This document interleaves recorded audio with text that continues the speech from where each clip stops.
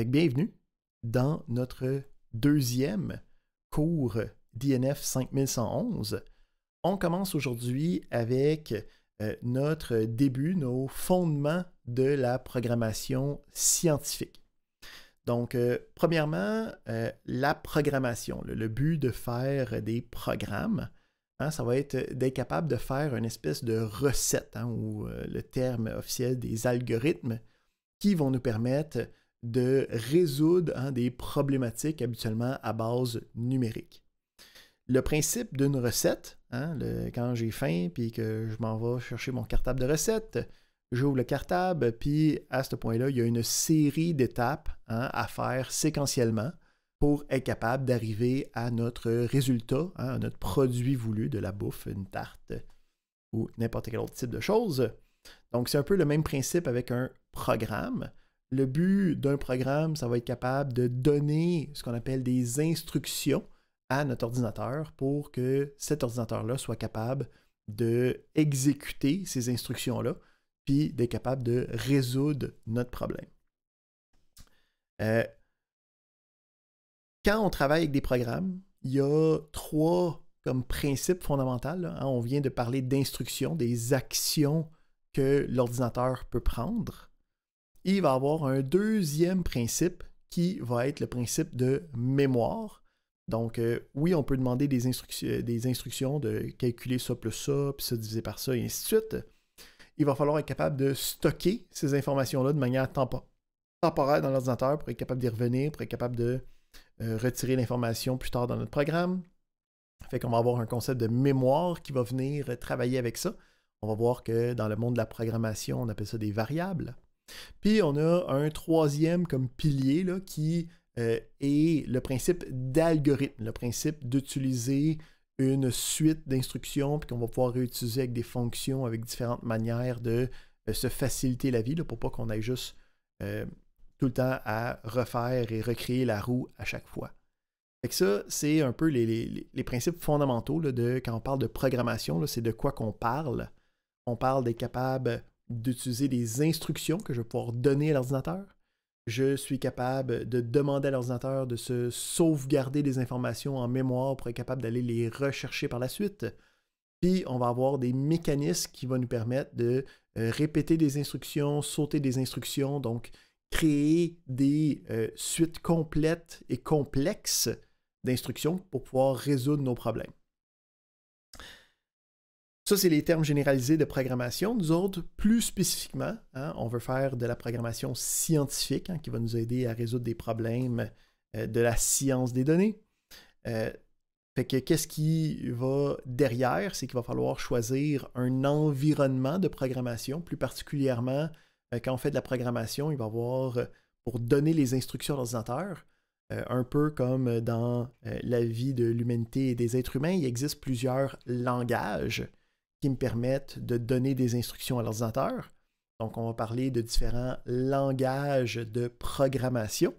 Nous autres, dans ce cours-ci, on utilise le langage de programmation qui est le plus outillé et le plus populaire pour la science des données, qui est le langage Python, qui est rendu à la version 3 de dans sa vie pythonesque.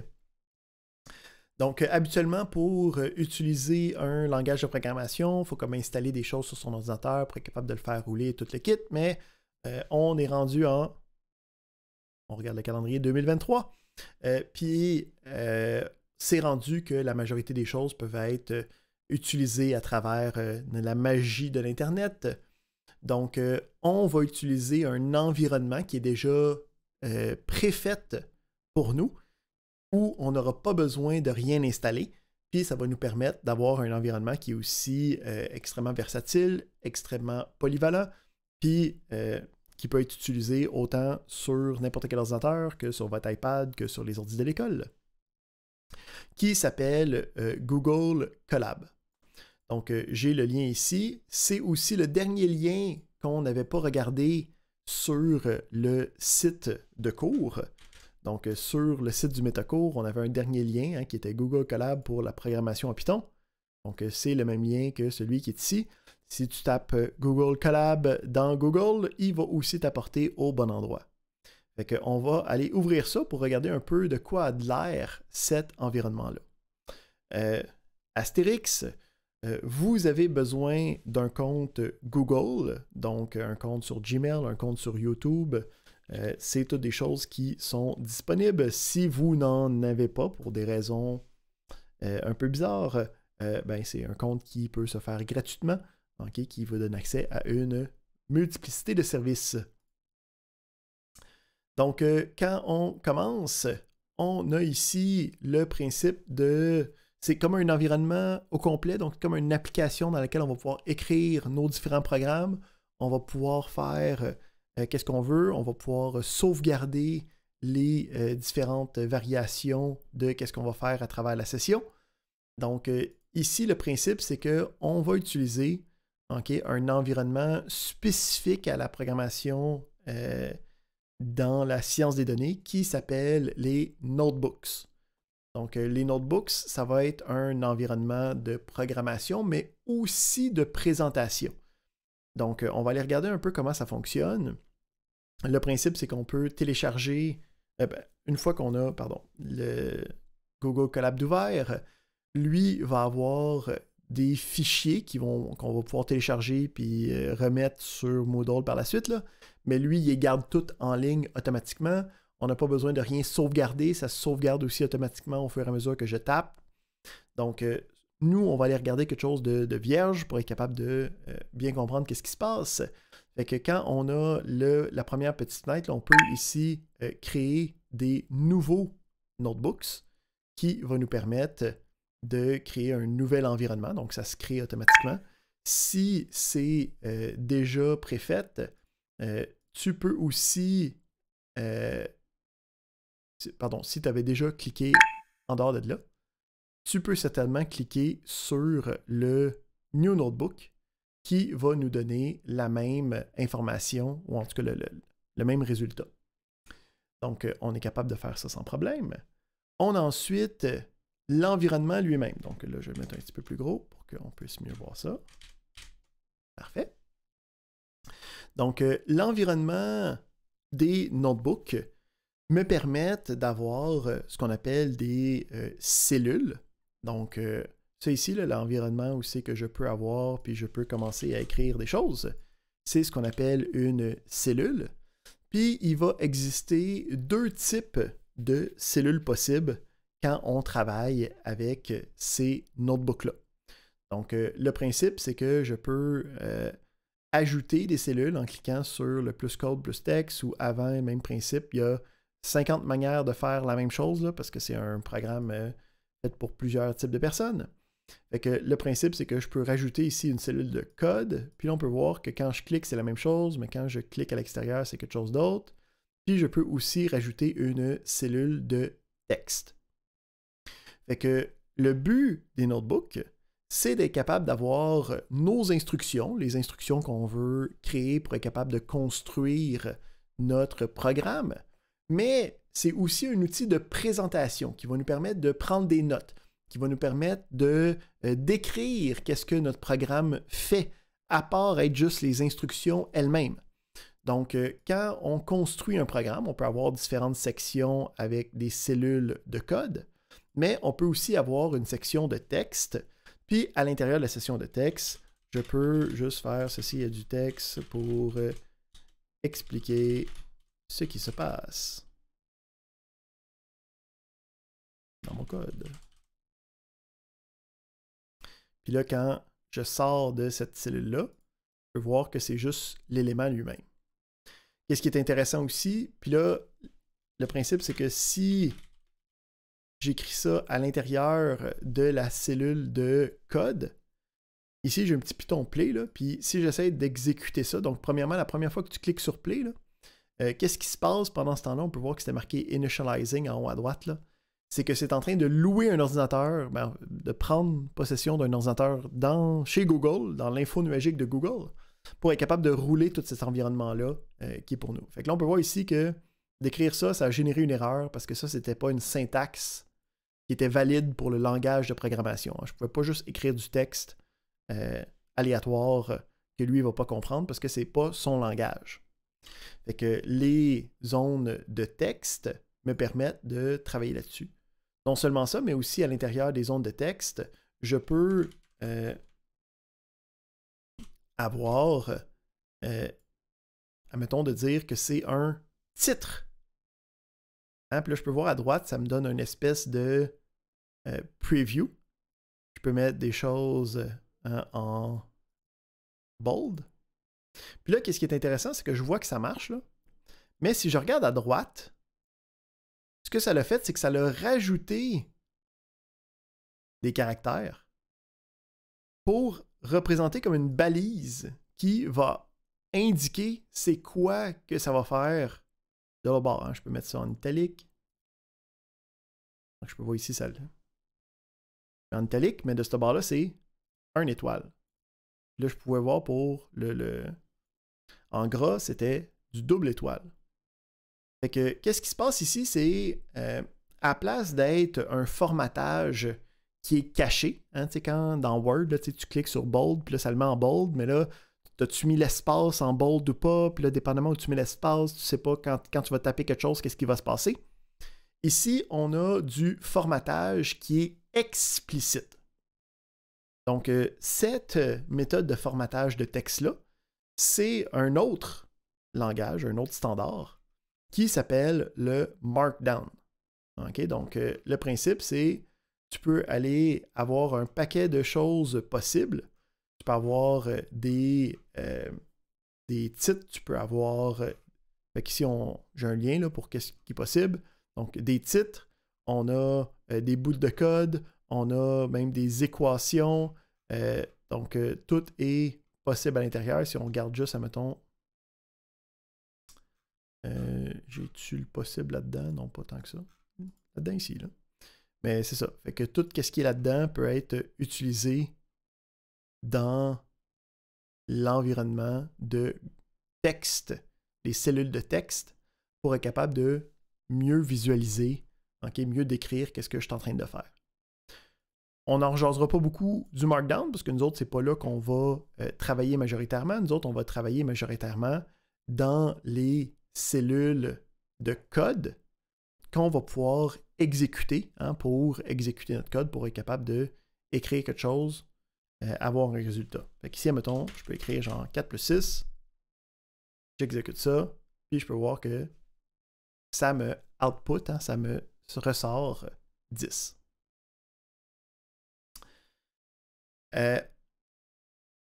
Qu'est-ce qui est intéressant, c'est que si je mets plusieurs instructions, fait que le principe, c'est qu'on va pouvoir écrire une instruction sur chaque ligne.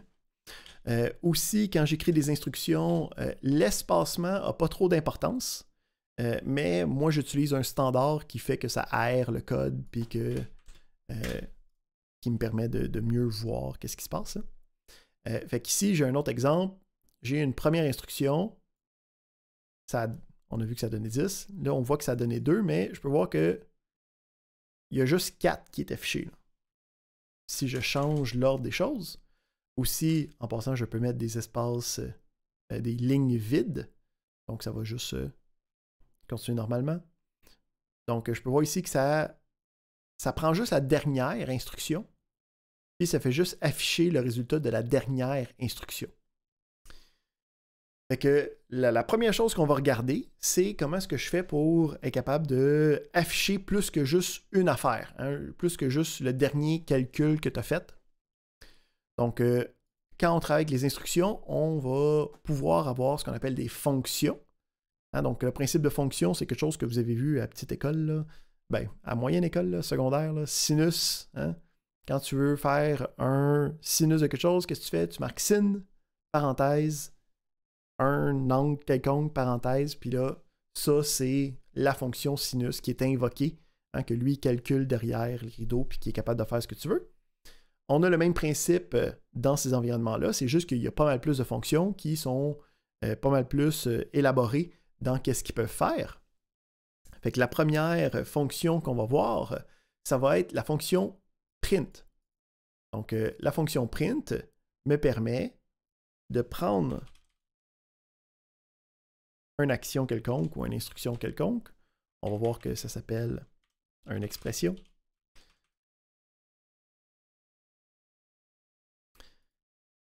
Puis quand j'exécute ça, je peux voir que là, les deux sont affichés.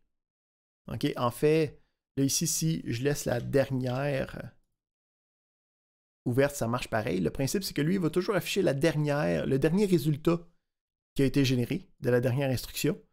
Mais si je veux que dans d'autres instructions préalables, le résultat soit affiché, là, il faut que j'aille l'écrire moi-même. Autre chose qui est intéressant avec le print, ça va être sa capacité à afficher du texte. Mais pour écrire du texte, on va voir qu'on a une petite différence. Et là, on va aller ici. On a print. Fait que si je fais juste écrire le texte que je veux écrire, il ne sera pas capable. Okay? Parce que quand j'écris des choses, lui, il s'attend à ce que ce soit une fonction, il s'attend à ce que ce soit une instruction, il s'attend à ce que ça fasse partie de ses possibilités, là. Donc, de juste écrire ceci est du texte, il n'est pas capable de gérer ça. Si je veux représenter, hein, puis là, on revient à ce qu'on a vu la semaine passée, là, on a vu qu'on avait des données, hein, la semaine passée. Donc ici, j'ai des nombres entiers, hein, c'est des données, c'est des valeurs numériques directes. On avait vu le principe de chaîne de caractères, hein, le principe de ça, c'est des données qui sont du texte. Donc en ce moment, cette partie surlignée, le ceci est du texte, c'est une donnée en tant que telle. Qu'est-ce qui n'est pas une donnée en ce moment dans mon instruction? C'est le print, c'est les parenthèses. Hein? Ces éléments-là, ce n'est pas des données, même si c'est du texte aussi, là, parce que ça fait partie des instructions du programme. Hein? Ce n'est pas le contenu, c'est le contenant. Comment est-ce que je me rends à mon contenu? Fait que, il faut avoir une manière dans le langage de différencier entre qu'est-ce qu'une instruction, qu'est-ce qui fait partie du programme, puis qu'est-ce qui est une donnée textuelle, qu'est-ce qui est purement du texte. Donc, en Python, on va avoir des délimiteurs, donc des choses qu'on met avant puis après notre section qu'on veut représenter comme étant des données de texte, puis on va pouvoir utiliser les guillemets pour être capable de faire ça.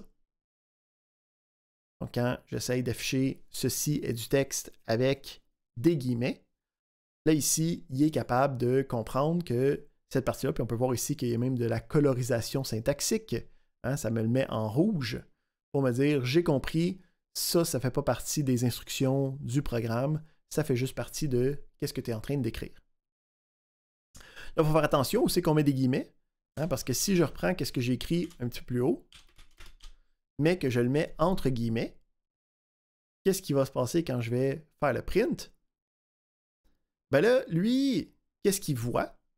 Il voit que ça ici, c'est une donnée qui est une chaîne de caractères, hein, qui est le 2, un espace, un plus, un espace, un autre 2, puis je termine la chaîne de caractères, ce que je dis qui est explicitement du texte, qui n'est pas des instructions. Fait qu'il dit, ben, pas de problème, c'est ça que tu veux afficher, donc c'est ça que je t'affiche. Contrairement à notre première version ici, hein, qui n'a pas les guillemets, Clay va dire, OK, ben là, ce que tu veux faire, c'est la valeur numérique 2, tu veux l'additionner avec la valeur numérique 2. Je vais te trouver c'est quoi, puis c'est ce résultat-là que je vais afficher. Donc, déjà là, on n'a pas beaucoup d'éléments, mais on peut voir que il y a beaucoup de minutie. Hein?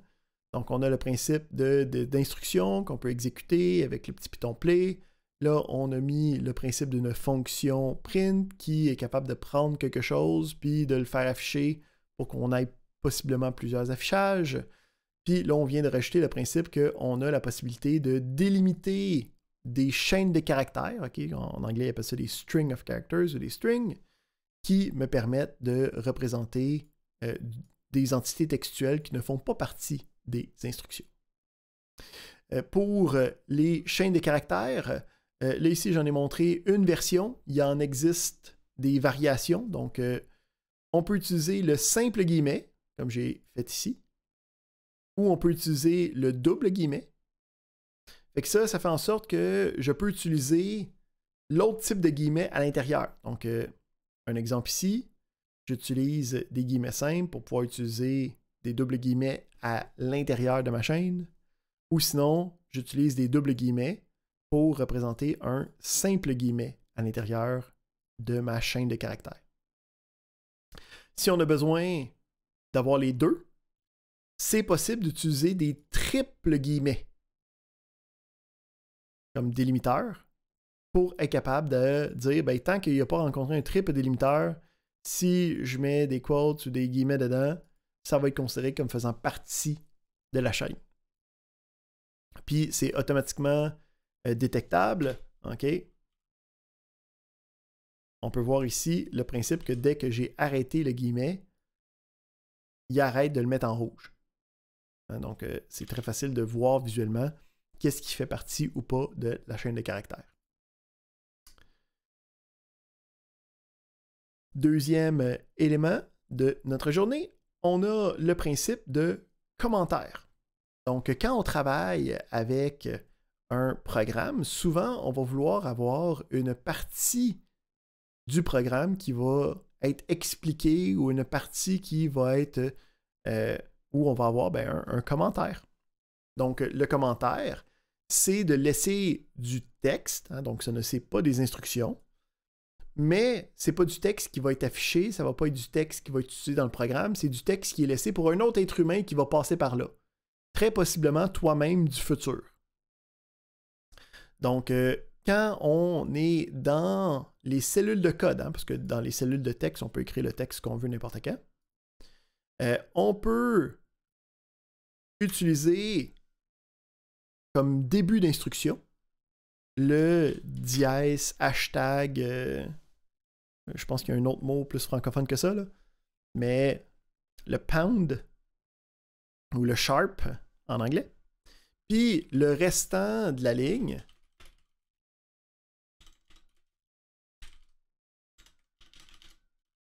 est un commentaire. Et le principe, c'est que même si je paye sur play, ça ne change rien dans l'exécution du programme. Ça ne change rien dans les instructions qui vont être utilisées par l'ordinateur parce que ça, j'ai dit, ça c'est un commentaire, c'est pour un autre être humain qui passe par là. Fait que, mettons, je pourrais dire faire attention, les guillemets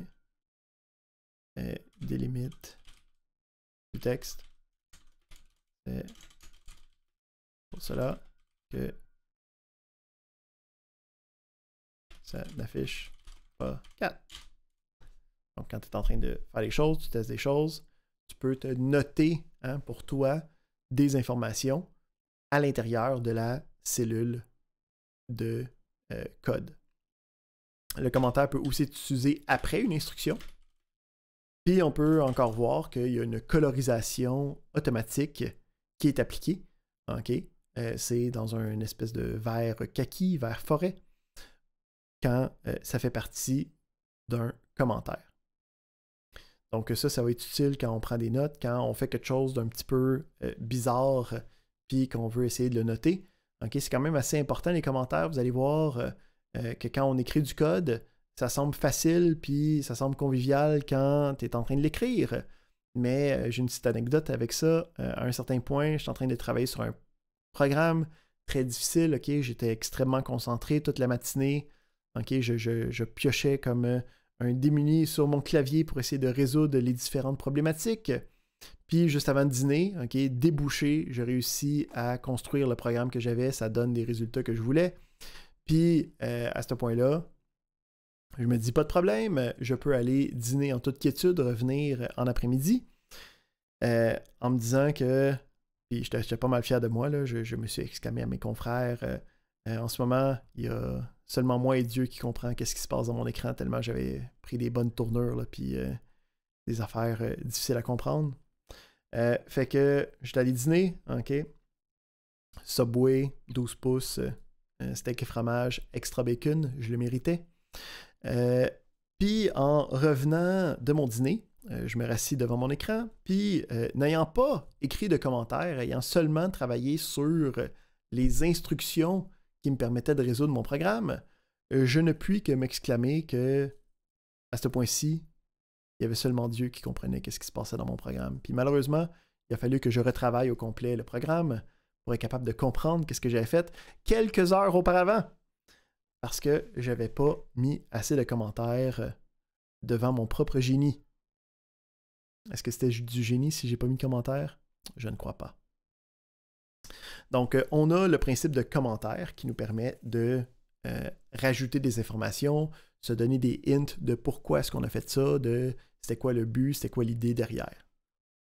Donc, juste quelques petits exemples pour regarder un peu à quoi ça peut ressembler. Là. Si, admettons, je veux trouver c'est quoi mon salaire hebdomadaire. Hein? Fait que ici, on va reprendre cet exemple-là là, pour être capable de voir comment est-ce qu'on construit par-dessus ça au fur et à mesure qu'on rajoute des nouveaux outils dans notre trousse à outils. Donc, on veut savoir le salaire, fait que je peux avoir un programme qui fait juste dire « voici ce que ça fait », puis je peux utiliser le print pour être capable de représenter des opérations arithmétiques. Donc, on a vu tantôt le plus, hein, je m'attends à ce que vous savez c'est quoi une addition. Ben, on peut aussi utiliser la multiplication avec l'étoile qui me permet de faire 6 fois 20,5 puis que ça l'affiche le résultat. Puis j'ai un programme maintenant qui me calcule mon salaire hebdomadaire. Bon, évidemment, il y a des manières plus compliquées de faire ça, puis des manières plus simples en utilisant une calculatrice. On va voir que ça, c'est comme un début pour être capable de avancer derrière. Avant de tomber dans les variables puis les instructions, on va prendre une première petite pause. Donc, on prendrait une petite pause de 10 minutes.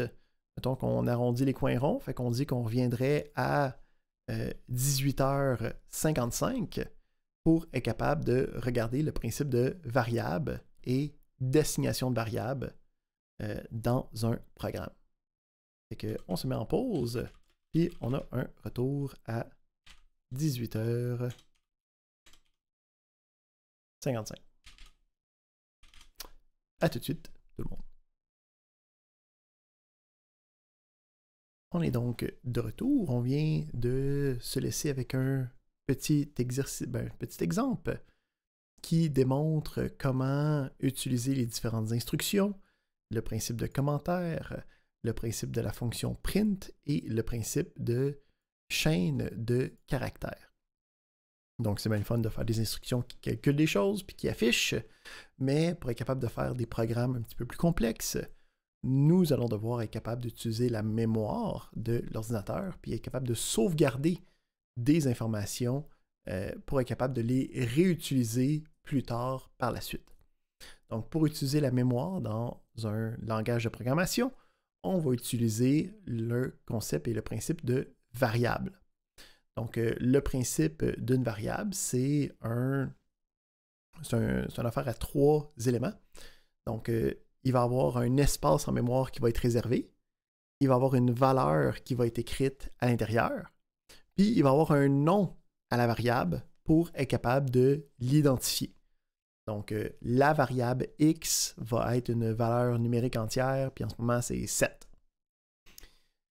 Évidemment, de le dire comme ça, c'est pas le standard du langage. Hein? Fait qu'il va y avoir une manière d'écrire des choses pour être capable de représenter ça dans le langage de programmation qui est disponible, hein, nous autres qui est le Python. Donc, le principe, c'est on veut être capable de générer une nouvelle variable, puis on veut être capable de mettre une information dans la dite variable. Donc, comment est-ce que ça va fonctionner? Bien, on va avoir le signe d'égalité, le égal. Faire attention ici, ça ne représente pas une égalité là, mathématique. Ce que ça représente, en fait, c'est de prendre la valeur et de l'assigner. Hein, donc, la mettre dans la variable que j'ai nommée ici. Donc, si on reprend, on va se faire une nouvelle cellule, et que je dis une variable, c'est moi qui décide du nom de la variable. Hein, donc, je peux l'appeler test, puis là, je peux aller écrire une valeur à l'intérieur. Là, je peux voir ici que, surprenamment, il n'y a pas eu d'affichage. Surprenamment, initialement. Le principe, c'est que l'assignation ne génère pas une réponse. Donc, il n'y a juste pas rien qui est sorti de cette opération-là, fait qu'il n'y a rien qui est affiché. Qu'est-ce qui va être intéressant? Une fois que j'ai une variable qui a été créée puis que j'ai une valeur qui va y être assignée, je vais pouvoir utiliser dans mes instructions subséquentes la dite variable pour être capable de retrouver la valeur que j'ai mis à l'intérieur. Donc si on se fait un petit print entre les deux, juste pour bien démontrer qu'il y a quelque chose qui se passe, je peux ensuite utiliser print de test, puis là, point intéressant, j'utilise test sans les guillemets. Pourquoi? Parce que là, je veux utiliser le langage. Je veux utiliser une instruction elle-même. Je ne veux pas avoir le texte test qui s'exécute. Fait que je peux voir ici, j'ai mon 2 plus 2, puis ensuite, j'ai le résultat de test qui est affiché. À la distinction ici de si j'avais mis test entre guillemets, j'aurais eu le texte T-E-S-T qui aurait été affiché. J'ai une question de Jean-Philippe. Oui, en fait, je me demandais simplement par rapport aux couleurs, je vois que le résultat du test qui est assigné il est 349 et le 2 plus 2 sont en vert, puis tout à l'heure, le vert est assigné aux notes qu'on pouvait se prendre. Est-ce qu'il y a un lien à faire ou c'est anecdotique? En fait, si tu mets tes lunettes de colorisation, les valeurs numériques sont en turquoise et les commentaires sont en vert foncé. Fait que ça paraît pas à travers la captation, mais c'est pas le même vert. OK, d'accord. Bon, ben, Donc, c'est ça, il y a une différence. Là. Il sait c'est quoi, il sait que c'est différent. d'accord. Donc, mettons que si, admettons, je le mets juste à côté, qu'on peut... C'est-tu pas le même vert ou c'est moi qui... Non, il y a une différence, effectivement. C'est juste Ouais, qu'il ok. n'était pas clair au prime abord, mais maintenant je le vois. Donc, on a ce principe-là. Puis aussi, une fois qu'on utilise la variable, donc quand la variable a été assignée, puis je peux l'utiliser par la suite, je peux aussi l'utiliser comme si c'était la valeur elle-même. Ça veut dire que je prends le résultat, puis en fait, le contenu de la variable, la valeur que j'y ai assignée, va prendre la place de l'utilisation de la variable par la suite. Donc ça nous permet de commencer à sauvegarder des choses, y penser plus tard, et ainsi de suite.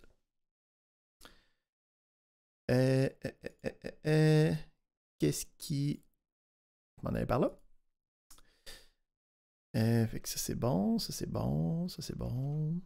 Ici, on a les noms de variables qui sont importants. Donc en fait, à chaque fois qu'on décrit quelque chose, donc à chaque fois que on a un élément qui est nommé par nous, là, ça va être les variables, les fonctions, les classes, n'importe quoi. C'est à moi de créer ce nom-là, mais il y a des règles. Je ne peux pas écrire n'importe quoi. Donc, les règles sont assez simples.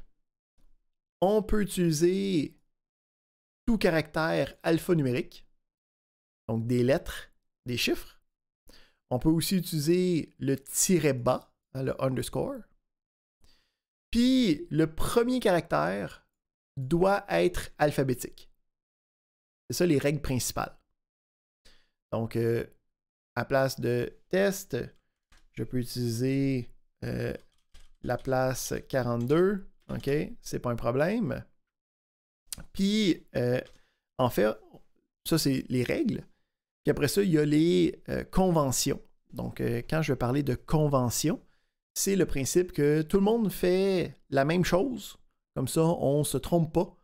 Puis, on est capable de mieux travailler ensemble.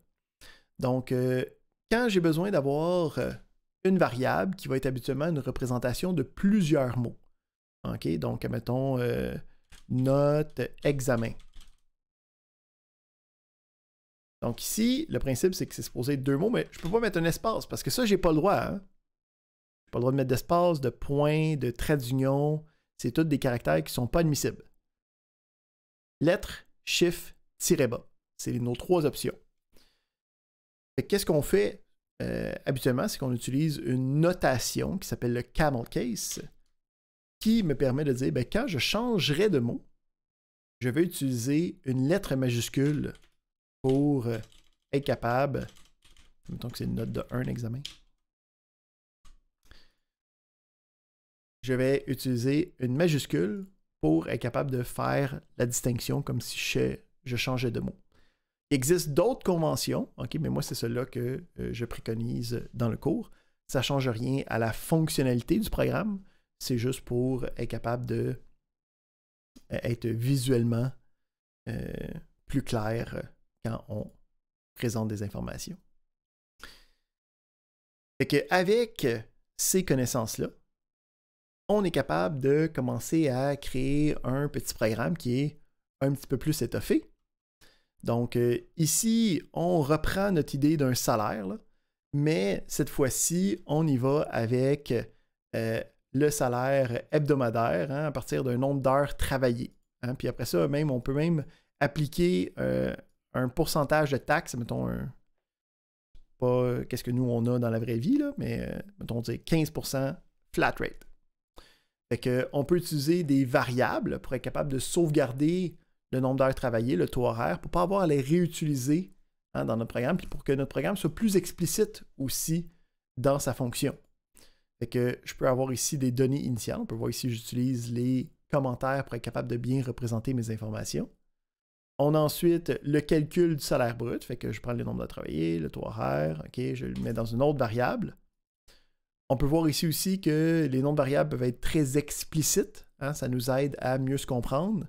Si j'ai des variables qui s'appellent A, B, C, D, si je ne sais pas c'est quoi A, B, puis C, puis D, je vais facilement me tromper.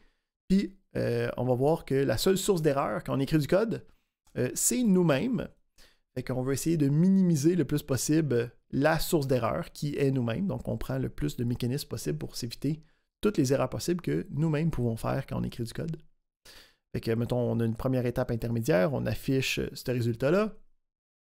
Puis après ça, on peut calculer un taux d'imposition, puis réutiliser les informations pour être capable de calculer le taux d'imposition, puis rafficher le résultat final. Donc ça ressemble pas mal plus à un programme typique où j'ai des données initiales, j'ai des calculs et j'ai des affichages des résultats, parfois intermédiaires, et des affichages des éléments finaux. On avait jasé la semaine passée sur le principe de type de données.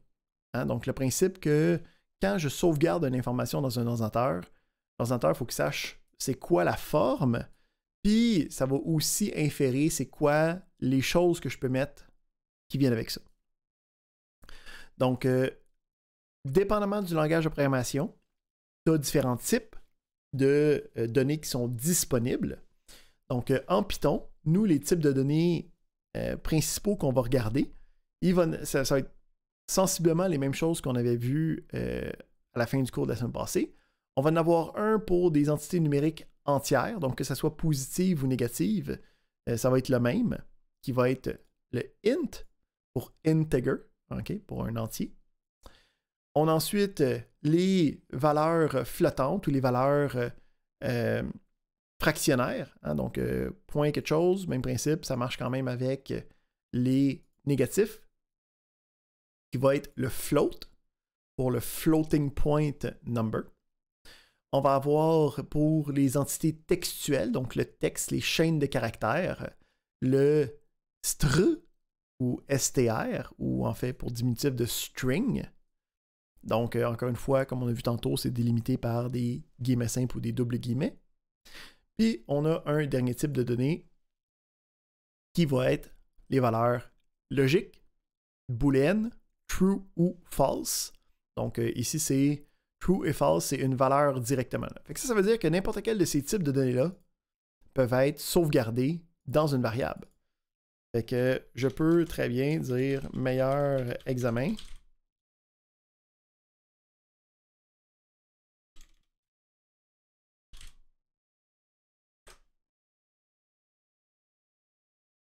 Puis, à l'intérieur de cette variable-là, j'ai sauvegardé le texte suivant que je peux réutiliser par la suite.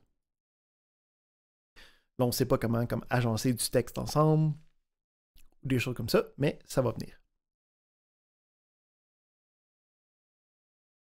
On a donc le principe de type de données. On n'a pas besoin en Python d'expliciter le type de données quand je sauvegarde une variable.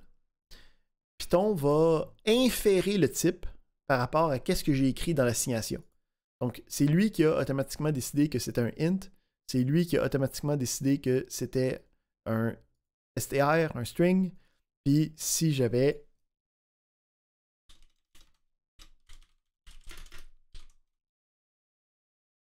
un autre élément comme ça, c'est lui qui va décider automatiquement que c'est un float. En passant, si tu utilises ta souris puis que tu mets ta souris par-dessus une variable qui a eu une assignation, on peut voir que lui est comme, ben ça c'est fraction, c'est un float, puis en ce moment, il y a cette valeur-là à l'intérieur. Donc, il est conscient de ton environnement, puis des différentes valeurs. On peut voir ici le principe des... C'est des int, c'est des str, et c'est des floats. Tout ça, ça fonctionne. Fait que là, on a un programme, on est capable de faire des calculs, on est capable d'avoir des valeurs initiales, mais notre programme en ce moment, il n'est pas très dynamique. Okay? Donc, ultimement, en sciences des données, on va aller chercher des données de bases de données, de fichiers Excel, de plein de sources d'informations. Mais là, on est un peu sans outils, fait qu'on va y aller d'une manière un petit peu plus directe, puis on va aller faire de la saisie au clavier d'informations. Donc, on est capable de faire je veux une information, donne-moi c'est quoi. Donc, on va avoir une deuxième fonction, qui est la fonction input, qui va me permettre de générer, quand les instructions tombent sur cette fonction-là, le programme va se mettre en pause, puis ça va générer une boîte de saisie que je vais pouvoir remplir.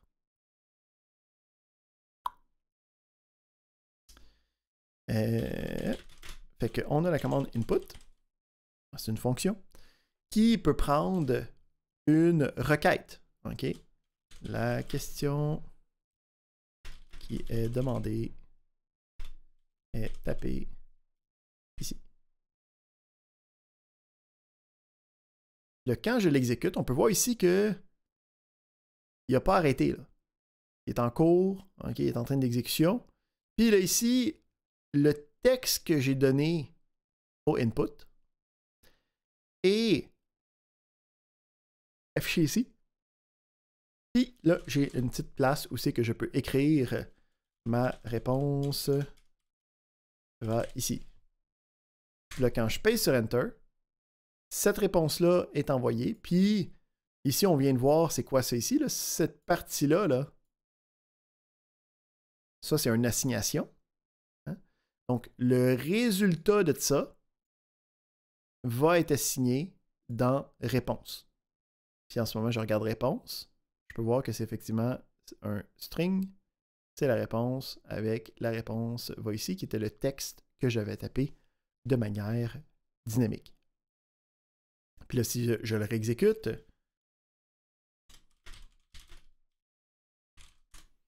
et j'écris pas la même réponse, là, je peux voir que ça l'a écrasé la dernière valeur.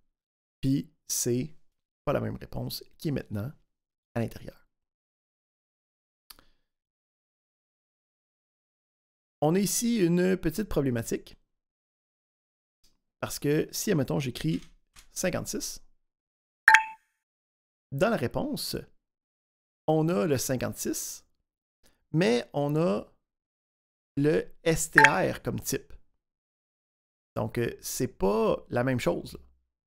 Donc, on avait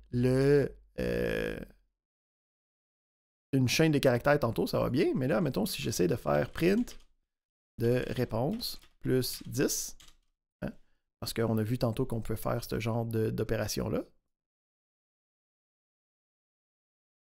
Si j'essaie de dire, mettons, 5, là, ça va me dire, oh là là là là, ça marche pas. Puis là, ça va vous arriver souvent de voir ce genre de message-là, c'est un message d'erreur, parce qu'il y a eu une erreur quelconque. Là, il va falloir aller à l'encontre de toutes vos utilisations d'informatique des dernières décennies. Puis il va falloir lire le message d'erreur pour être capable de comprendre qu'est-ce qui se passe. Donc ici, les erreurs sont à la fin du message, parce que là, ça veut dire voici le type, ok, voici où ça s'est passé dans ton code. Donc on voit ici que c'est à la ligne 3, là, il y a une petite flèche. Puis là, en voyant ça, lui, il va aussi la souligner en rouge. Puis là, il va te dire, ben, voici l'erreur. Je ne peux pas faire une concaténation, ok, de int à str. Puis là, le principe, c'est que, en gros, la manière qu'il me dit, puis là, on t'apprend c'est quoi les erreurs, puis le vocabulaire de ce genre de choses-là avec le temps. Là. Mais ce que ça dit, c'est réponse en ce moment, c'est un string. Puis tu essaies de faire une addition avec 10. Moi, je ne suis pas capable de faire ça de manière générale. Fait qu'il va falloir que tu prennes action pour que ça devienne compatible. Fait que, en fait, ce qu'il faut faire, c'est être capable de dire, ben gars, dans ce texte-là, là, je le sais qu'il y a une valeur numérique. Convertis-la, hein, passe d'un string à un int. Donc, on va avoir des fonctions de conversion. Donc, qui me permet de passer d'un type à un autre. Puis lui sait comment faire ces transformations-là à l'interne. Fait que, pour être capable de faire la conversion, ce qu'on va faire, c'est qu'on va imbriquer une fonction dans une autre. On avait dit, ce qu'on peut faire, c'est dire réponse. Mettons, réponse 2, ça va être une autre fonction qui va être le nom du type. C'est pour ça qu'il faut savoir les noms des types. Là. Donc, il y a une fonction du nom du type. Fait que ça va prendre réponse. Ça va le convertir. Puis maintenant, ma réponse 2. Bon, mettons, on va l'appeler réponse numérique. Non, réponse int. Il faut bien comprendre que c'est un int. Donc là, ici, quand j'exécute ça, si je mets 5, je peux voir que le 5 a fonctionné. Puis là, il a réussi à faire l'addition sans problème. Fait qu'on peut voir ici que ce résultat-là a été capable de passer au travers. Là, ici, quand on utilise des fonctions, on peut imbriquer l'appel des fonctions l'un dans l'autre. On n'est pas obligé d'utiliser des variables intermédiaires à chaque coup. Fait qu'à la place de prendre ce résultat-là puis de faire un int, ce que je peux faire, c'est prendre le int,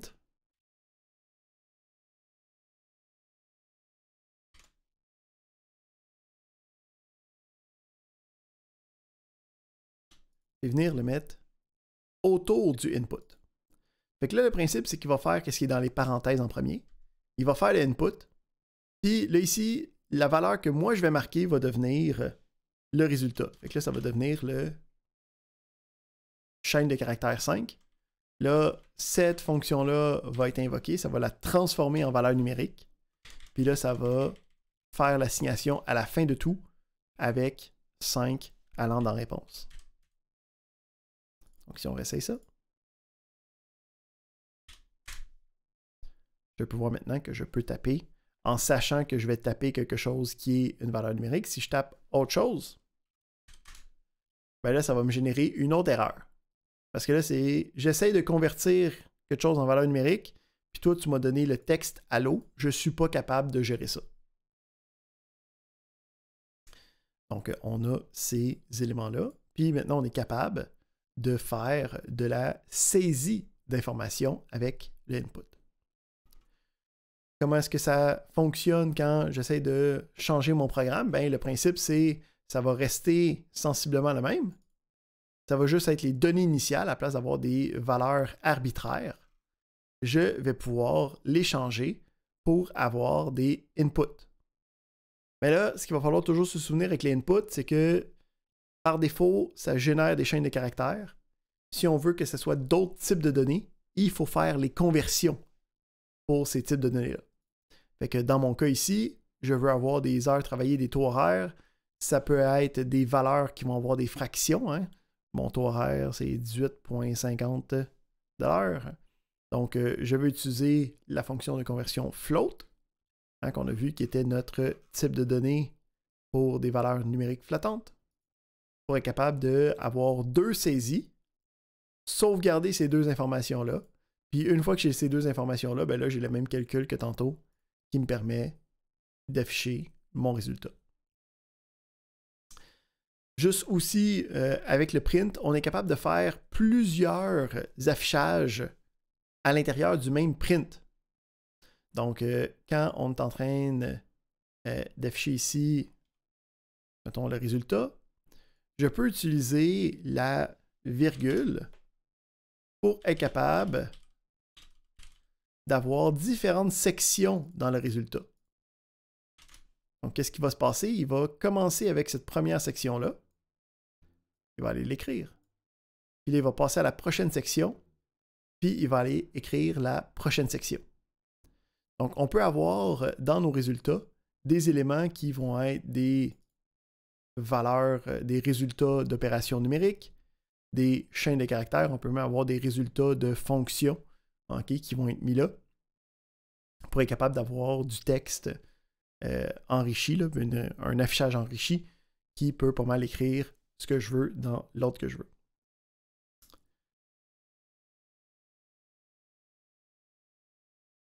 Donc ici, on me demande une bonne question. Quand on met le float, est-ce que si je rentrais une valeur entière, est-ce que ça ferait la même chose? Puis oui, dans ce cas-là, il n'y aurait pas de changement d'un à l'autre. C'est juste que le float, ça prendrait quand même le type float, mais ça serait une valeur entière que tu aurais marqué. Ça ne changerait pas le fonctionnement derrière. Il y a certains aussi caractères spéciaux qui peuvent être utilisés. Celui qui est le plus reconnu, c'est le \n. C'était pas du bon bord. Donc, le principe, c'est que je peux utiliser un backslash suivi d'une lettre spéciale pour représenter des caractères spéciaux. Donc, le \n est utilisé pour représenter un saut de ligne. Parce que je ne peux pas écrire l'instruction sur deux lignes. Il ne comprend pas qu'est-ce qui se passe. Fait que quand j'ai besoin d'avoir du texte qui a un saut de ligne à l'intérieur, je peux utiliser le \n pour être capable de faire ça correctement. On a d'autres types de caractères d'échappement, particulièrement aussi pour représenter les guillemets ou les doubles guillemets. Je peux aussi utiliser le \guillemets puis le double guillemets. Puis ce que ça va faire,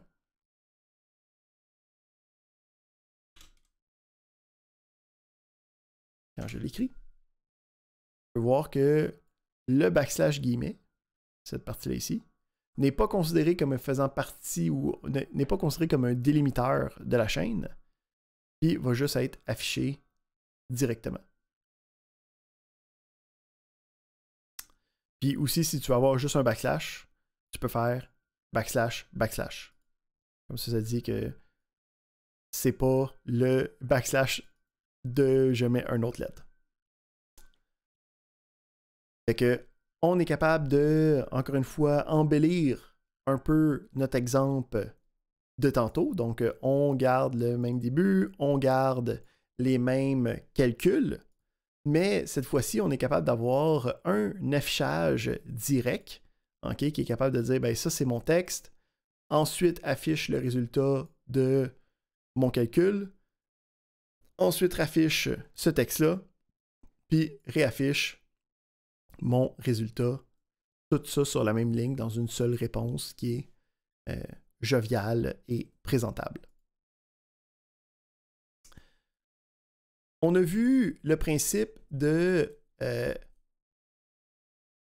fonctions, hein, comme le print puis le input, qui vont prendre des paramètres d'entrée. Donc ici, quand on met des choses entre les parenthèses, c'est ce qu'on appelle des paramètres d'entrée.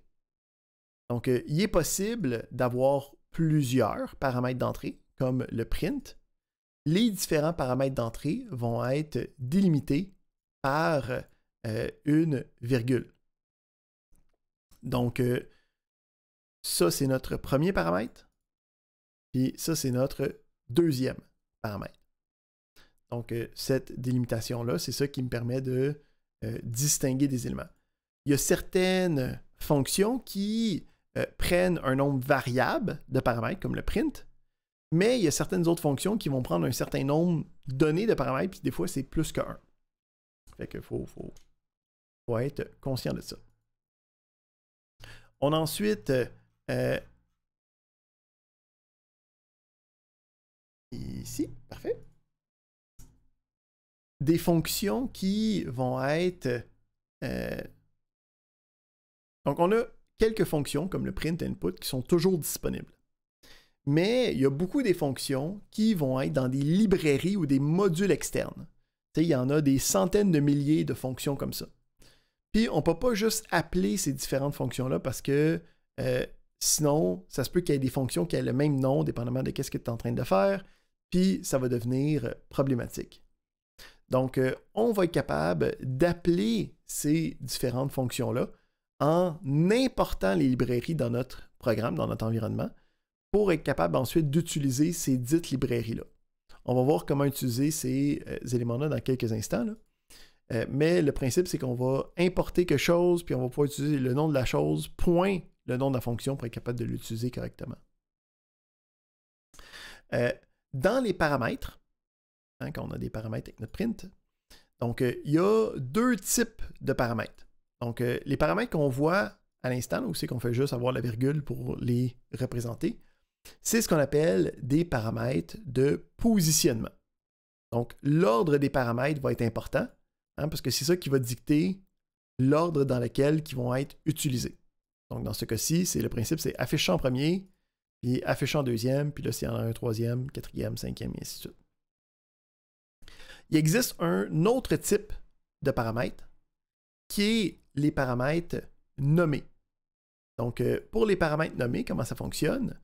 C'est que la fonction, okay, c'est la fonction qui a décidé ça, là, qui a fait ça pour que ça marche de même, qui va avoir après les paramètres de position, donc ceux qui n'ont rien de spécial, tu peux mettre des paramètres nommés en utilisant le nom du paramètre nommé, un égal, collé, avec une nouvelle valeur pour ce paramètre nommé-là.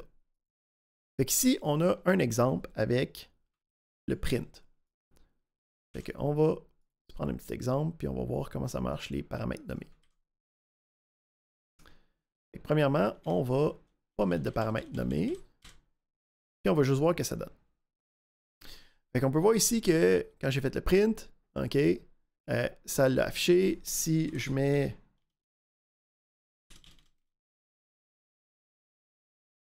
plusieurs paramètres positionnels, on voit que ça les met sur 3 lignes différentes parce qu'il y a 3 prints. Fait que le principe, c'est que le print, par défaut, hein, va faire un saut de ligne à la fin de son exécution. Mais des fois, je ne veux pas avoir ça à la fin de mon exécution. Je veux que la fin soit quelque chose d'autre. Fait que j'ai un paramètre nommé qui existe dans le print, qui est le paramètre end. Donc, le paramètre end me permet de dicter ça va être quoi la fin de cet affichage-là. Ici, je pourrais dire je veux avoir un underscore. Hein, ou même je veux avoir un Z. Là, le principe, c'est qu'à la fin de cet affichage-là, à la place d'avoir un saut de ligne, il va avoir un Z. Fait que là, je peux voir que quand lui commence le deuxième affichage, le deuxième print, ben, il est encore sa première ligne. Mais quand lui a fini, lui, il rajoute son saut de ligne, puis là, le troisième est quand même sur sa troisième ligne.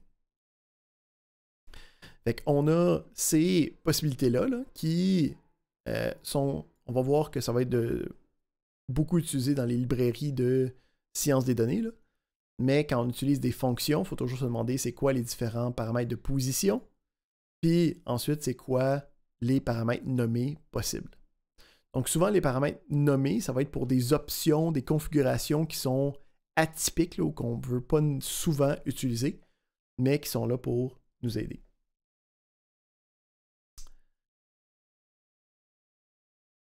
On a jasé tantôt du principe de module qui me permet d'avoir des fonctions additionnelles. Donc, qu'est-ce qui est intéressant avec l'environnement de Google Colab, c'est qu'il y a un paquet de modules qui sont prêts à être utilisés, sont comme déjà installés. Par contre, par défaut, tu n'y as pas accès. Il faut être capable d'importer l'information pour être capable de l'utiliser par la suite. Donc, on va regarder les procédures d'importation pour être capable d'utiliser les différentes librairies qu'on va voir au fur et à mesure. Il y en existe qui viennent automatiquement dès que tu as une installation de Python, comme la librairie Math. Donc, le principe, c'est si je veux l'utiliser, on se partit d'une nouvelle cellule de code pour être capable de faire ça. J'utilise une nouvelle instruction qui est le import. Puis là, j'ai le nom de la librairie. Puis là, le principe, c'est que là, il faut que j'aille voir la documentation. Puis là, vous allez voir que c'est quelque chose qu'on va apprendre à aimer, d'aller lire de la documentation. Donc, je peux aller voir la documentation de cette librairie-là, de ce module-là, c'est synonyme. Puis là, je peux voir toutes les différentes fonctions qui existent à l'intérieur de cette librairie-là. Fait que je peux voir ici, admettons, F absolu, donc ça me retourne la valeur absolue du X que j'ai envoyé. Ici, la valeur plafond, on a des choses comme l'exposant, la valeur cubique, on a la puissance, la racine carrée, donc plein d'éléments qui travaillent avec le principe de mathématiques, c'est ça le nom du module. Fait que quand je veux utiliser une de ces fonctions-là, ce que je vais faire, c'est que je vais utiliser le nom de la librairie, point, le nom de la fonction. Donc ici, puisque c'est la dernière instruction, puis c'est elle que je veux qui affiche le résultat, je peux juste pas mettre de print. Et je peux voir ici que math.sqrt, ça me donne 13. SQRT tout seul, ça n'existe pas. OK? Parce que ça fait partie de la librairie math. Il existe des variations de ça. Donc, on a la possibilité de renommer une librairie pour que ça soit plus facile et convivial. Donc, je peux ici utiliser, après le import, je peux utiliser le mot as, puis là, je peux y donner un nouveau nom. OK? Puis là, c'est moi qui décide c'est quoi. Ça peut être une lettre, ça peut être 2 lettres. Fait que je peux utiliser juste M. Puis à partir de là, je peux utiliser ce nom-là pour être capable d'invoquer la librairie. Deuxième chose qu'on peut faire, c'est quand je veux juste utiliser une seule fonction. Là, mais cette fonction-là, je vais l'utiliser plein de fois. Fait que je ne veux pas avoir à tout le temps renommer le nom du module de la librairie. Je peux utiliser une formulation différente. C'est que j'ai le from, le nom du module ou de la librairie. J'importe une fonction spécifiquement. Fait que, une autre possibilité, je peux dire from math. Fait que là, ici, ça vient chercher dans la librairie, dans le module, juste une fonction, puis l'apporter dans ton environnement principal. Fait que là, à partir de là, je n'ai pas besoin d'utiliser le préfixe parce que j'ai juste importé cette fonction-là. J'en ai pas d'autres qui sont disponibles. OK? Fait que je peux en avoir plusieurs lignes de ça au besoin. Fait qu'on est capable de juste faire le square root directement avec le nom de la fonction. Parfait, parfait.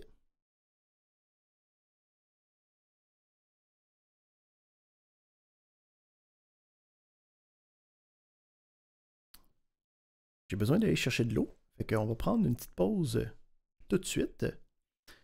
Fait que puis après ça, on va s'attaquer à notre premier type de données structurées, notre premier data structure, qui va parler de listes et de tuples.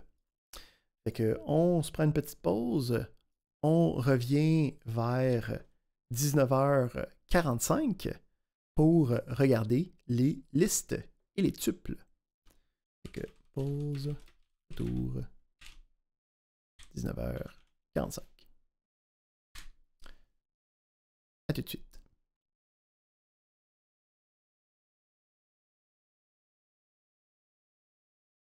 Fait qu'on s'était laissé avec les modules ou librairies, c'est synonyme, qui me permettaient d'importer des fonctions, hein, puis d'être capable d'utiliser ces différentes fonctions-là avec le nom de librairie, point, le nom de l'élément.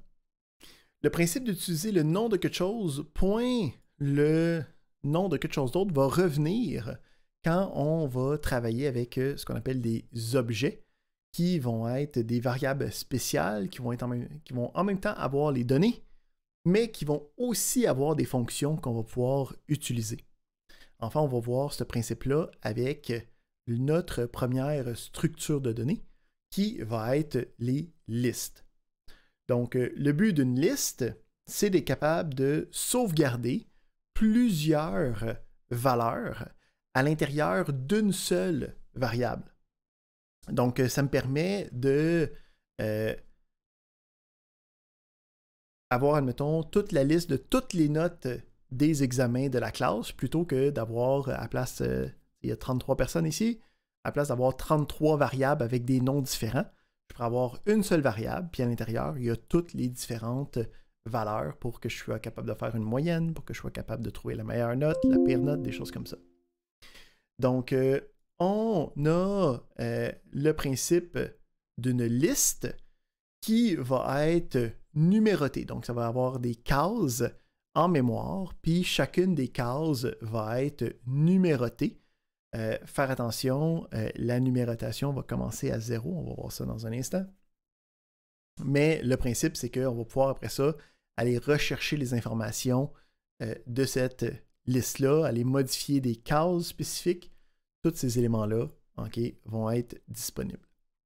Fait que, on va commencer en se demandant comment est-ce que je fais pour créer une liste. Donc, pour être capable de créer une liste, ça va être comme une variable normale. Donc, je vais avoir le nom d'une variable. Donc, ici, je peux avoir, je sais pas,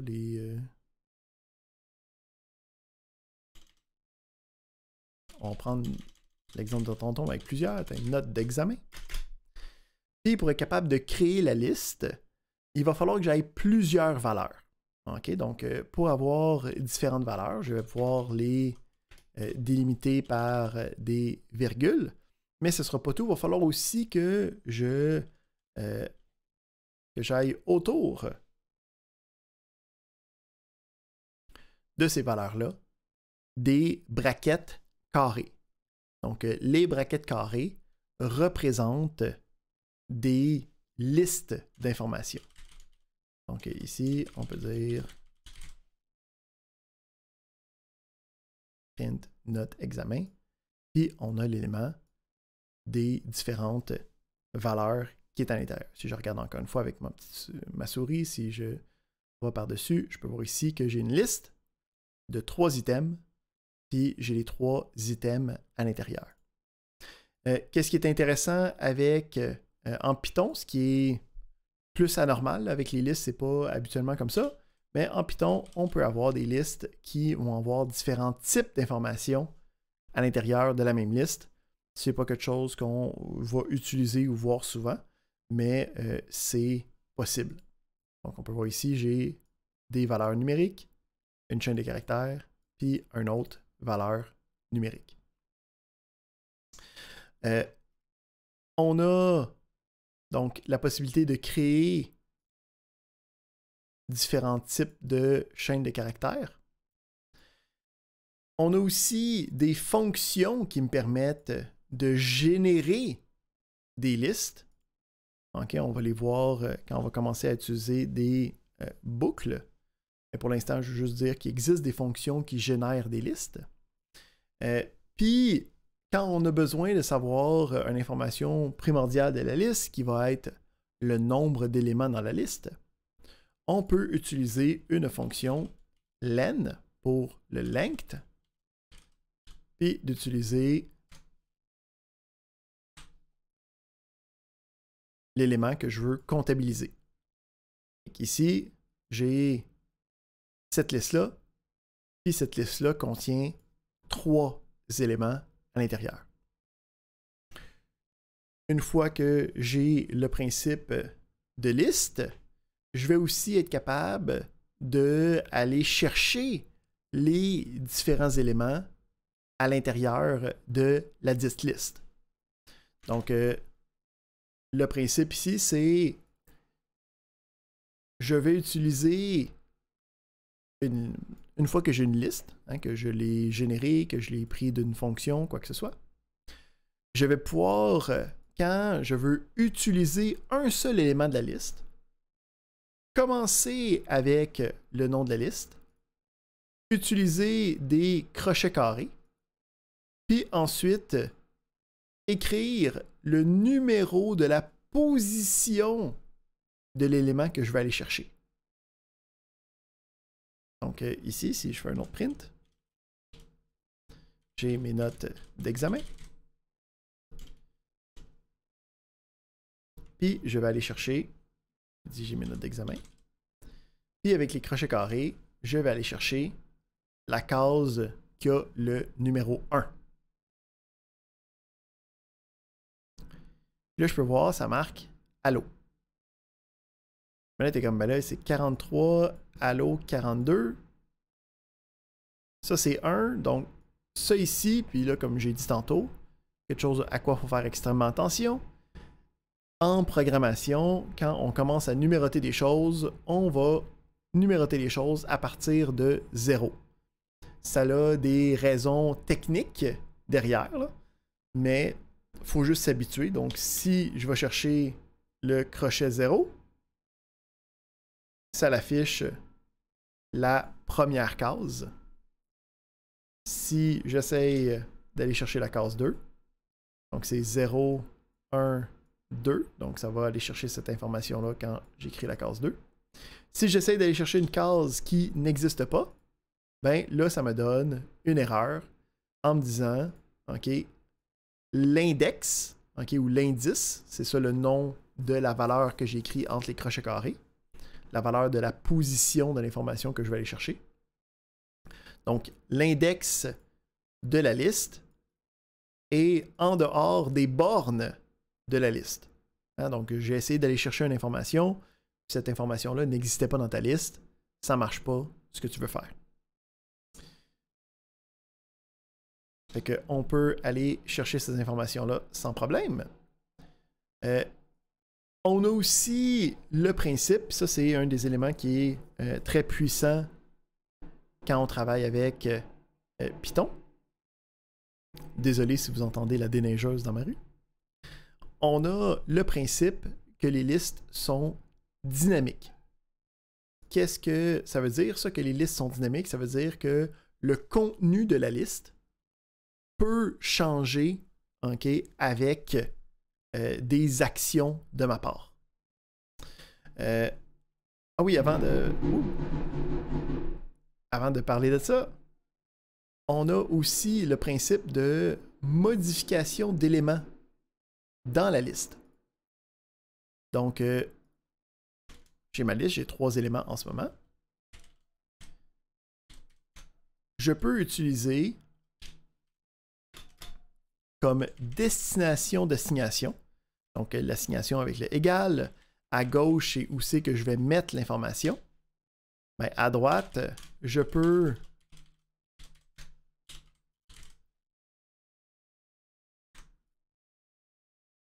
mettre quelque chose de nouveau. La liste initiale, c'était 43 allo 42. Mais là, dans mon code, pardonnez-moi. Dans mon code, j'ai changé la valeur à la case 0, qui est la première case. Fait que c'est maintenant devenu 100, qui est la valeur que j'ai assignée, le texte Allo, puis ensuite la valeur 42. Donc ici, on peut voir que je peux modifier le contenu des éléments de ma liste sans problème. La liste est aussi dynamique. Donc, on peut rajouter des éléments à la liste au besoin. Donc là, qu'est-ce qui va être intéressant, c'est que pour être capable d'ajouter des éléments à la liste, on va utiliser ce qu'on appelle une méthode. Donc, une méthode, c'est une fonction spéciale qu'on rajoute après ce qu'on appelle un objet, qu'on avait parlé tantôt, qui était une variable spéciale, qui va me permettre d'appliquer la fonction sur cette variable-là spécifiquement. Les listes en Python sont des objets. Donc, ils ont des méthodes qui nous permettent de faire des actions sur la liste.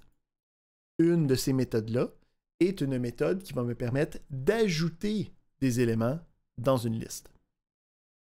Donc, si je reprends mes notes d'examen, je vais pouvoir utiliser le point. Puis là, j'ai une série de méthodes qui existent de la liste. Je vais utiliser la méthode append. Puis le principe, c'est que je peux rajouter un élément. On va mettre 99 pour voir qu'est-ce qui se passe.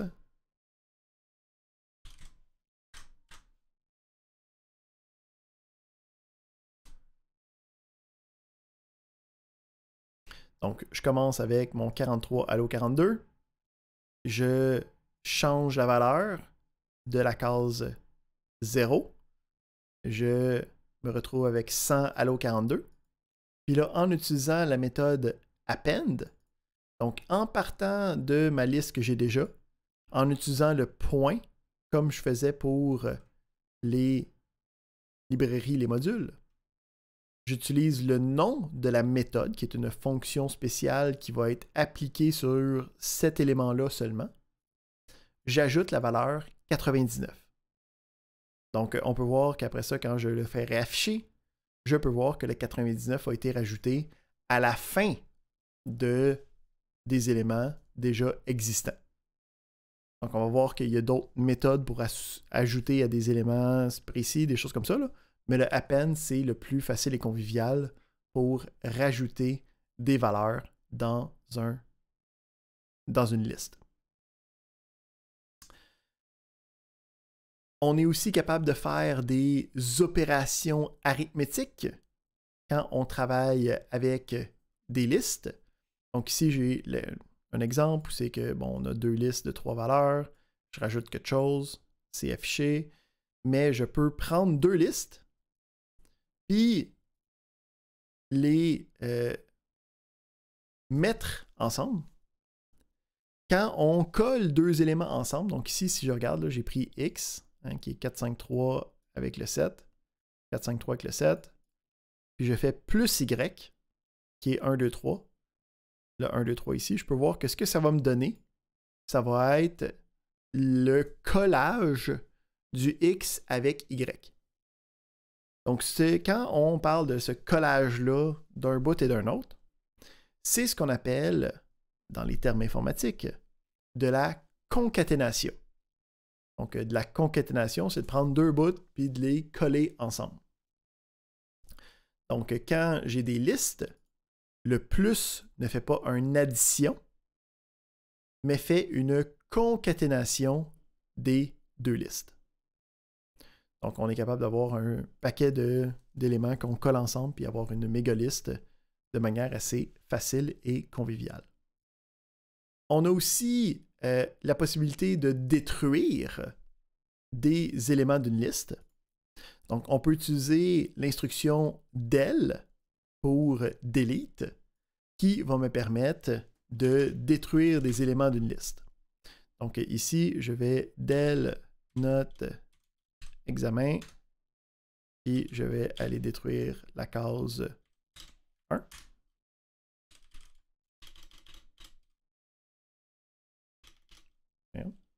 doit être pas à bonne place.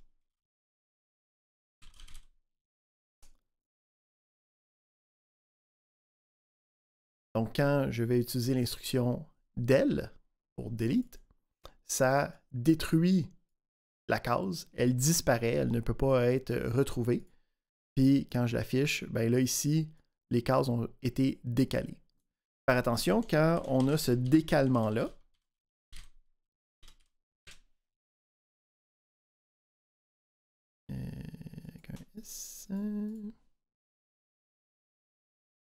quand on a ce décalement-là, la numérotation change aussi, là. Donc, la numérotation de la liste commence toujours à 0, puis augmente toujours de 1 pour chaque élément. Même si j'en délite un, ben, toute la numérotation se tasse. Hein, fait que ça fait en sorte qu'après avoir délité la case numérotée à 1, qui est la deuxième case, qui avait le texte Allo à l'intérieur, ben, si je demande c'est quoi qui est à l'intérieur de la case numéro 1, ben, lui, il va me dire c'est 42. Parce que la case numéro 1, ça c'est la case 0, ça c'est la case numéro 1, c'est bien 42. Fait qu'en ce moment, on a une liste à 3 éléments, hein, avec l'élément 0, l'élément 1, l'élément 2. On est aussi capable de faire un découpage d'une liste.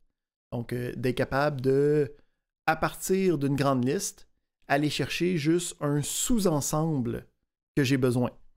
Donc, quand on fait la sélection d'un sous-ensemble, on dit qu'on fait le découpage de la liste. En anglais, on appelle ça le slicing. Donc, ça me permet d'aller chercher une partie spécifique. Donc, si, mettons, on prend cet exemple-là, on va un autre petit bout de code.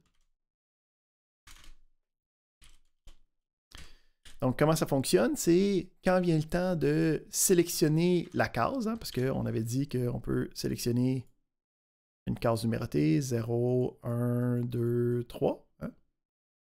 Ce que je peux faire, c'est utiliser un 2 points, puis aller mettre va chercher de la case 3 à 5. Maintenant, on va voir qu'il y a des petites subtilités là-dedans. Quand j'essaie d'aller chercher de la case 3 à 5, bon, 0, 1, 2, 3, fait que j'ai le D. Ça va chercher le E, la case 4. Ça ne va pas chercher le 5, ça ne va pas chercher le F. Pour des raisons techniques, on va vous comprendre un petit peu plus tard, là. Quand on fait du découpage avec nos deux valeurs, la valeur de fin ne sera pas incluse dans la sélection. OK? Fait que si je voulais avoir le F, il faudrait que j'aille de 3 à 6, hein, qui sort de la liste parce que ça va jusqu'à 5, mais c'est exclu, fait qu'il n'est pas utilisé. Fait que de 3 à 6, ça me donne le résultat. Je peux faire du slicing aussi avec un des deux barres qui est manquant. Fait que mettons ici, j'utilise 2 points, puis je mets rien d'autre. Il va automatiquement aller jusqu'à la fin. Puis inversement, si je ne mets pas de premier chiffre au début, il va partir du début, OK, jusqu'à cette valeur-là, encore une fois, qui est exclue. Hein, fait que ça va 0, 1, 2, 3, mais pas 4. Fait que ça me donne ABCD. Donc, avec ça, on est capable d'aller chercher une sous-liste, hein, ou de découper ma liste pour être capable de l'utiliser comme bon me semble.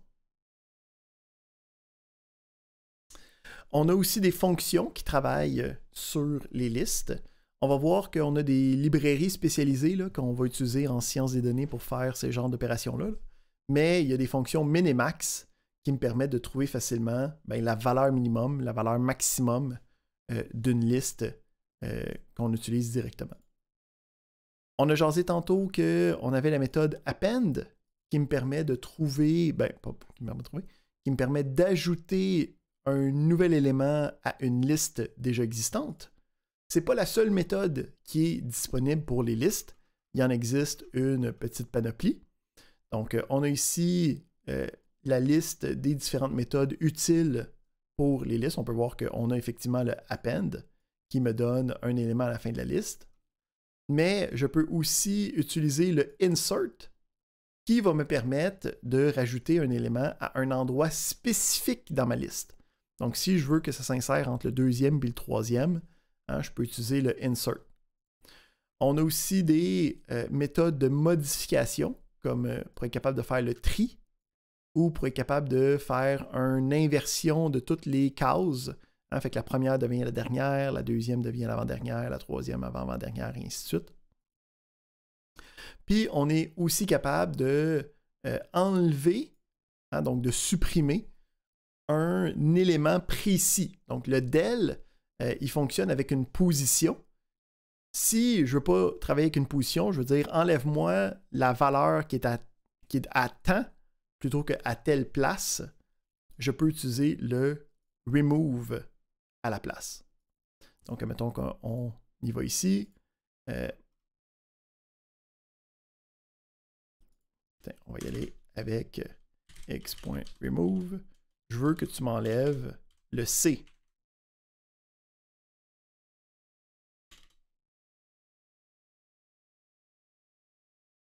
Il faudrait que je fasse un print de X. Fait que après le remove, je peux voir ici, quand j'affiche ma liste, le C n'est plus là. Je n'ai pas dit il était où le C. Fait que lui a fait la recherche, a parcouru chacune des cases, a trouvé la première occurrence. S'il y en avait plusieurs, il va juste enlever la première. Puis il l'a enlevé, il l'a délité de ma liste. Encore une fois, les numéros de cases basculent, puis ça c'est maintenant la case. C'était encore la case 0, la case 1, mais ça c'est devenu la case 2, 3 et 4. Il existe un petit frère aux listes qui s'appelle les tuples. Donc, les tuples, c'est très semblable à une liste. La chose différente, c'est que quand je crée le tuple, à place d'utiliser des crochets carrés, je vais utiliser des parenthèses. OK? Donc, quand j'utilise des parenthèses à la place de crochets carrés puis que j'ai une liste d'informations, ça me crée un tuple. Puis, je peux aller, comme une liste, utiliser les crochets carrés pour aller chercher un élément spécifique du tuple. La chose différente, c'est qu'en fait, il y a une limitation additionnelle quand j'utilise le tuple. Donc, quand j'ai mon tuple, puis que j'essaye de modifier une case,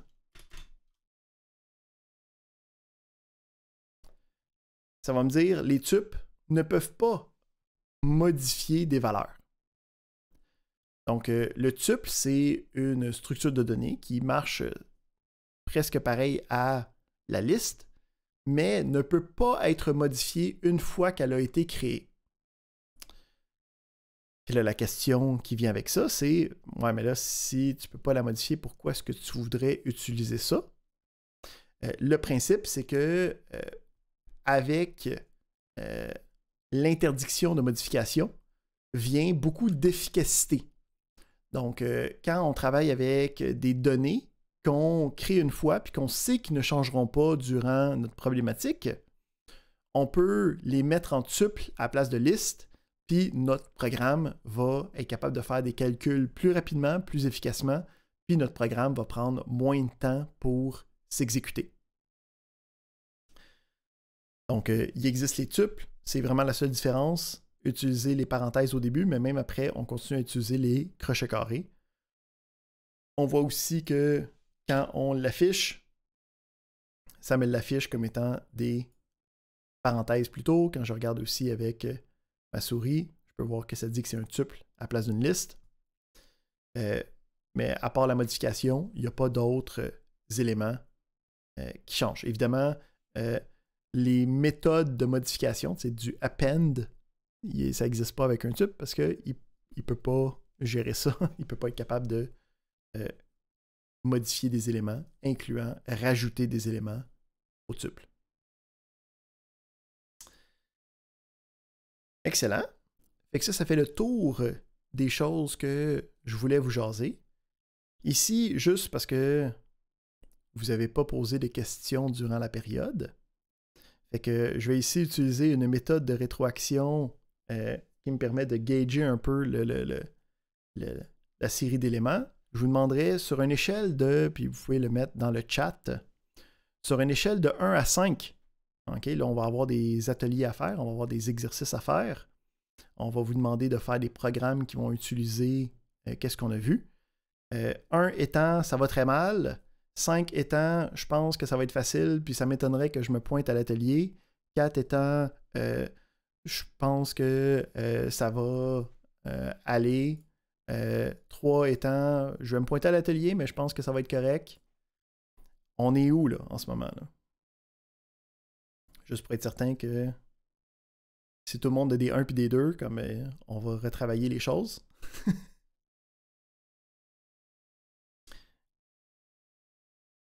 Excellent. Donc, le principe, c'est si vous êtes autour de 3, hein, ça va être important de se pointer à l'atelier, d'être certain d'être capable de faire les différents exercices. OK? On va regarder ensemble à quoi ça ressemble, à quoi s'attendre. Donc, le principe, c'est que à chaque semaine, il va y avoir des exercices avec la partie de matière qu'on a mis, qu'on a vu ensemble en classe. Donc, à chaque semaine, vous allez pouvoir aller dans la section Atelier, OK, puis aller sélectionner la section qui est pertinente. Comme là, ça va être un de moins, là, parce qu'on a notre premier cours, on n'avait pas d'atelier. Fait que, admettons ici, on a un atelier de programmation. Donc, pour un atelier de programmation, on va avoir une série de différentes questions. Puis, pour chacune des questions, il va falloir créer un petit programme qui répond à la question. OK? Donc, comment est-ce qu'on fait ça? On s'en va dans Google Colab. On peut se créer un nouveau notebook. En passant, ces notebooks-là sont automatiquement enregistrés. Puis, tu peux y retourner, OK? Puis aller les ouvrir. Tu as la liste. Puis là, tu peux les renommer aussi. Ah, là, moi, c'est des untitled, là, mais ça pourrait être présentation cours 2. INF 5111. Présentation cours 2. Hein, comme ça, c'est plus facile à retrouver. Puis, une fois que c'est de même, quand tu l'ouvres, tu peux aller rechercher les éléments que tu as besoin. Ça, c'est sauvegardé sur ton compte de Google.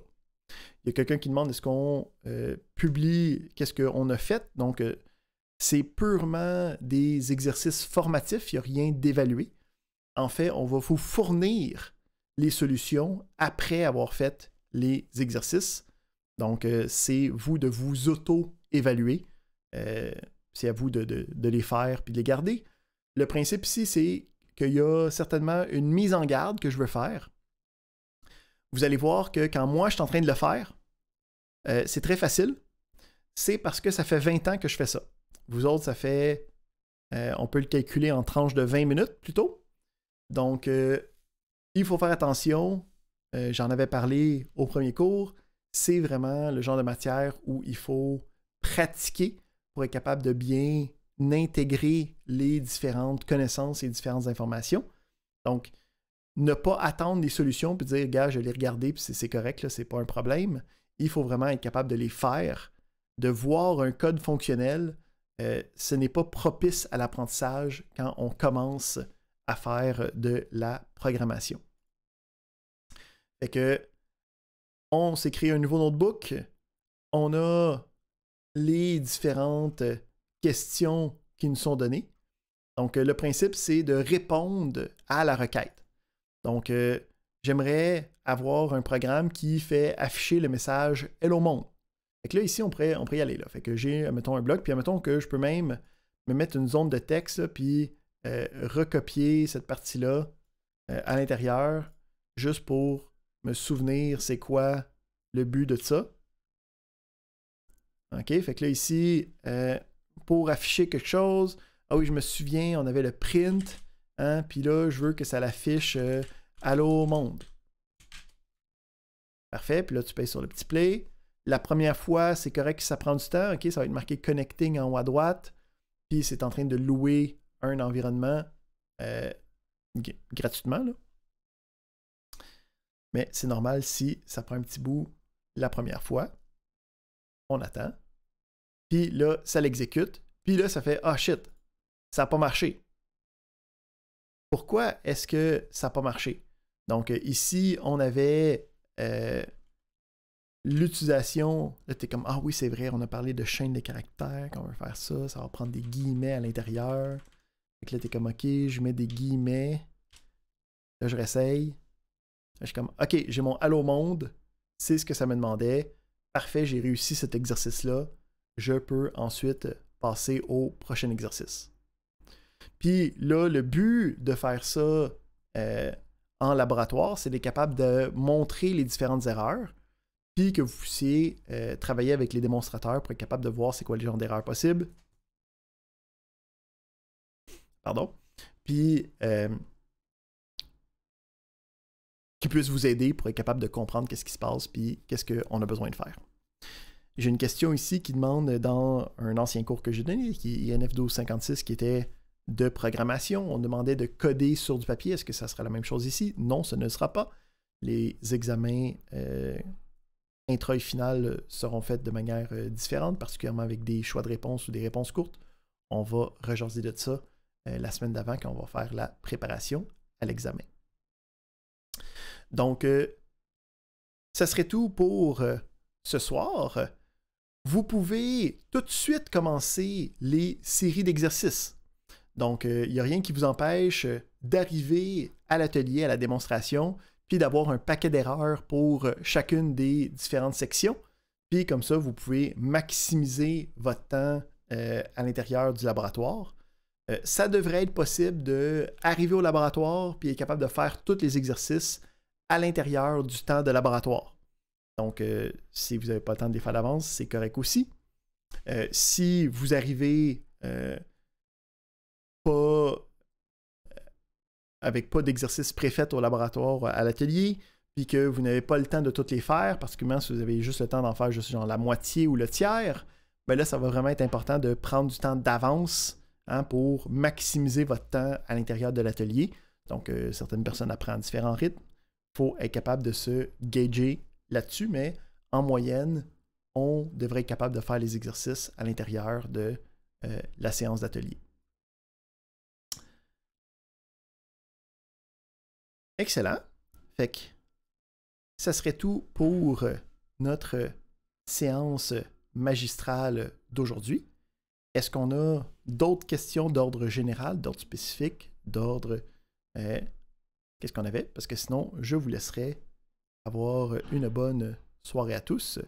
Puis nous, on se reverrait la semaine prochaine pour être capable de regarder le début de notre track de base de données. Donc, on va aller voir comment stocker des données de manière plus officielle par la suite.